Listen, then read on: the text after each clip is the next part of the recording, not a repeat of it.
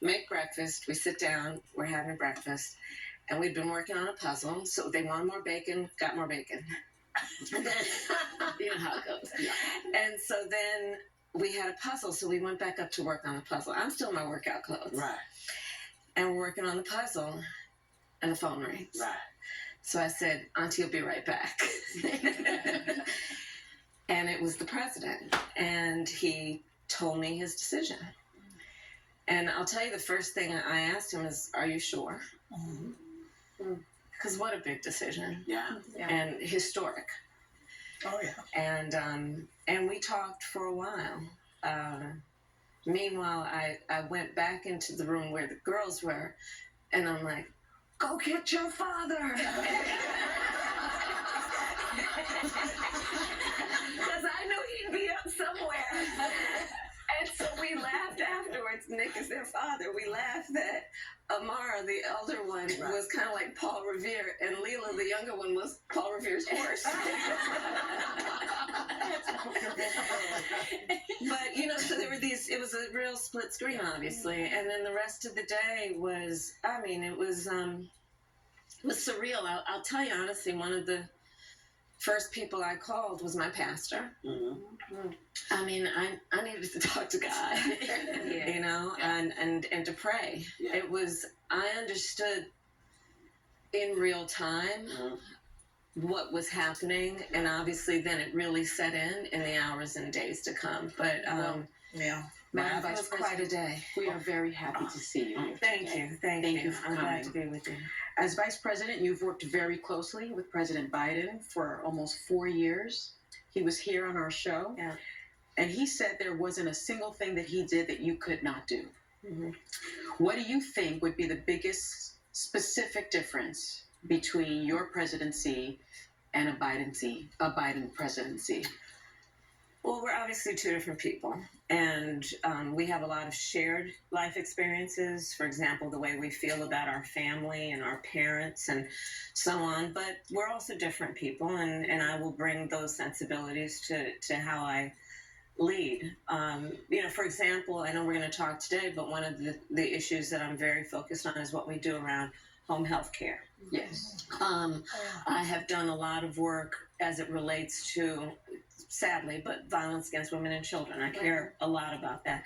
I love our small businesses. My mother raised my sister and me predominantly, but we had what we called a second mother who lived 2 houses down, who helped my mother raise us. She was a small business owner. I love our small businesses. And so the influence of a personal experience will have its impact on the presidency. Well, if anything, would you have done something differently than President Biden during the past 4 years? There is not a thing that comes to mind in terms of, and I've been a part of most of the decisions that have had impact. The work that we have done, for example, capping the cost of insulin at $35 a month for our seniors is something I care deeply about allowing Medicare to negotiate drug prices. And bring the cost of prescription medication down for seniors, but my intention is to expand that for all Americans. The work we have done to invest in American industries, whether it be in terms of manufacturing and creating almost 800,000 new jobs around manufacturing, those were all a shared priority. Well, let's Kamala, and I'm calling you Kamala because for all of those who are mispronouncing it, I want you all to know how to say it. Let's talk about something you would do different from Donald Trump. Right now, there is a monster storm barreling towards my state of Florida, a place that's still reeling from Hurricane Helene. Trump is lying, claiming that the Biden administration is intentionally withholding aid from the areas where Republicans live, and that FEMA funds are being redirected to migrants. Ironically, that is something he did in 2019. What do you think the effect of these lies are, and why is he doing this? It's profound, and it is the height of irresponsibility and, frankly, callousness. So lives are literally at stake right now. I traveled to Georgia and to North Carolina after Hurricane Helene.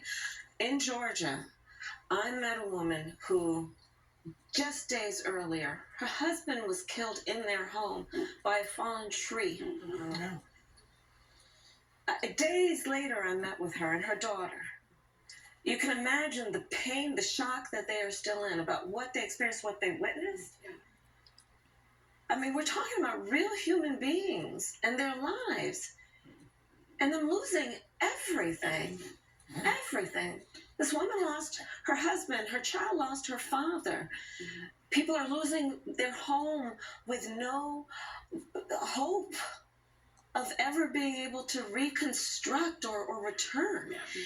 And the idea that somebody would be playing political games for the sake of himself, but this is so consistent about Donald Trump. He puts himself before the needs of others. I fear that he really lacks empathy on a very basic level to care about the suffering of other people and then understand the role of a leader is not to beat people down, it's to lift people up. Absolutely. Especially in a time of crisis. In the name of the storm, as this massive storm is heading, it's about to hit Florida. Yeah. You and Governor DeSantis have been going back and forth, trading jabs over your attempt to check in. And ahead of the storm, you've called him selfish for not taking your calls. Now, he said this morning you've never called regarding any of the storms Florida has had since you've been vice president until apparently now, and called it political. What's your response to that? Well, first of all, I have called and talked with, in the course of this crisis, this most recent crisis, Democrat and Republican governors. Called, taken the call, answered the call, had a conversation. So, obviously, this is not an issue that is about partisanship or politics for certain leaders, but maybe is for others. What you also know, and the issue of what's about to hit Florida, and your live show, so I just can't stress enough. This hurricane coming to Florida is, and predicted to be historic in terms of how serious and devastating it will be. And I urge every and anybody who is watching or has family members in that area, please, please, please take seriously your local officials. Admonition to you, if they're telling you to evacuate, get your stuff and go. If they're, whatever they're telling you, because, we gotta, Floridians, tough folks, been through a lot. But this is going to be different than they've been before. And I know a lot of folks might think, I've been through this. I grew up here. I've seen it all. I'll be fine. This one is going to be different. And that's why I called the governor about what Florida has received in terms of impact. We have to have an agreement that at some point we all need to work together